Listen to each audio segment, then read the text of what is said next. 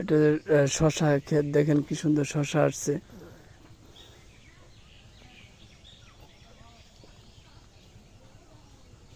শশাই দেখেন জাংলা অনেক উঁচু করে জাংলাটা দিচ্ছে, এই যে শশা ধরতেছে।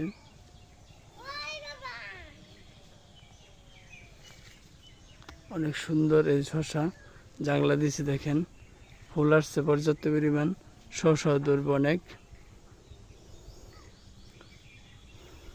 গাছটা দেখেন একটি গাছ মাত্র, গাছটা অনেক মোটা,